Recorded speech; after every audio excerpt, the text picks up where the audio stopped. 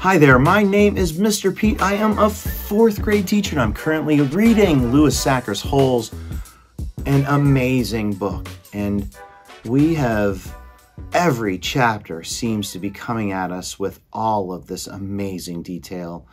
The first chapter, we find out we might see God's thumb. The second chapter in part 2, we see Hector finally getting sick of the Zero stuff and just pelting Mr. Pendanski with that shovel and then taking off into the desert. What could happen next? Chapter 31, let's find out. Stanley angrily dug his shovel into the dirt. He was angry at everyone. Mr. Pendanski, the warden, Zigzag, X-Ray, and his no good, dirty, rotten, pig-stealing great-great-grandfather. But mostly, he was angry at himself. He knew he never should have let Zero dig part of his hole for him. He still could have taught him to read. If Zero could dig all day and still have the strength to learn, then he should have been able to dig all day and still have the strength to teach. What he should do, he thought, was go after Zero. But he didn't. None of the others helped him dig Zero's hole, and he didn't expect them to. Zero had been helping him dig his hole. Now he had to dig Zero's. He remained out on the lake, digging during the hottest part of the day, long after everyone else had gone in. He kept an eye out for Zero, but Zero didn't come back. It would have been easy to go out after Zero. There was nobody to stop him. He kept thinking that's what he should do. Maybe they could climb to the top of Big Thumb.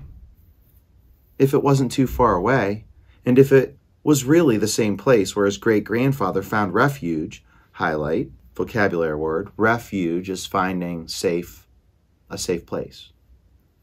And if after 100 years or so, water was still there. It didn't seem likely, not when an entire lake had gone dry. And even if they did find refuge on Big Thumb, he thought, they'd still have to come back here eventually. Then they'd both have to face the warden and her rattlesnake fingers. Highlight rattlesnake fingers, hyperbole. And, I mean, they have rattlesnake venom on them, but they're not rattlesnakes. So I guess that's a metaphor. Instead, he came up with a better idea, although he didn't have it quite all figured out yet. He thought that maybe he could make a deal with the warden. He'd tell her where he really found the gold tube if she wouldn't scratch Zero. He wasn't sure how he'd make this deal without getting himself in deeper trouble. She might just say, "Tell me where you found it or I'll scratch you too." Plus, it would mean X-Ray would get in trouble too. She'd probably scratch him up as well. X-Ray would be out to get him for the next 16 months. He dug his shovel into the dirt.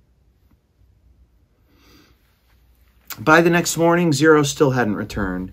Stanley saw one of the counselors sitting guard by the water spigot outside the shower wall.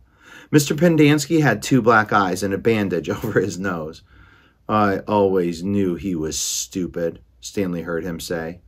Stanley was required to dig only one hole the next day. As he dug, he kept a constant watch out for Zero, but never saw him. Once again, he considered going out on the lake to look for him, but he began to realize that it was already too late. His only hope was that Zero had found God's thumb on his own. It wasn't impossible. His great-grandfather had found it. For some reason, his great-grandfather had felt the urge to climb to the top of that mountain. Maybe Zero would feel the same urge. If it was the same mountain. If water was still there. He tried to convince himself it wasn't impossible. There had been a storm just a few days ago. Maybe Big Thumb was actually some kind of natural water tower that caught and stored the rain. It wasn't impossible. He returned to his tent to find the warden, Mr. Sir, and Mr. Pendanski all waiting for him. "Have you seen Zero?" the warden asked him. "No." "No sign of him at all?" "No." "Do you have any idea where he went?" "No." "You know you're not doing him any favors if you're lying," said Mr. Sir. "He can't survive out there for more than a day or 2. "I don't know where he is." All 3 stared at Stanley as if they were trying to figure out if he was telling the truth. Mr. Pendanski's face was so swollen he could barely open his eyes. They were just slits. You sure he has no family? The warden asked Mr. Pendanski. He's a ward of the state, Mr. Pendanski told her. He was living on the streets when he was arrested. Is there anyone who might ask questions? Some social worker who took an interest in him? He had nobody, said Mr. Pendanski. He was nobody. The warden thought a moment. Okay, I want you to destroy all his records. Mr. Pendanski nodded. He was never here, said the warden. Mr. Sir nodded. Can you get into the state files from our computer? She asked Mr. Pendanski.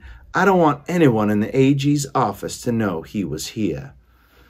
The AG is an attorney general. It's the top attorney in the state.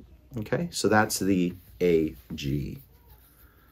I don't think I can erase him completely from all the state files, said Mr. Pendanski. Too many cross-references, but I can make it so it would be very difficult for anyone to ever find a record of him. Like I said, though, no one will ever look. No one cares about Hector Zeroni. Good, said the warden. All right, so we get kind of a break, and we see Stanley it's back to normal at the camp. Stanley is feeling guilty, like he should go after him, but he's not gone yet. And we find out that Mr. Pendanski, Mr. Sir, and the warden are going to erase Hector from existing. And wow, how terrible is that? Once again, thank you all so much for joining me. Please make sure you like. Please make sure you subscribe. Please make sure you click all of the other videos that are here. And enjoy Louis Sachar's Holes as well as a whole slew of other books. Thank you so much, and I will see you on the next page. Peace.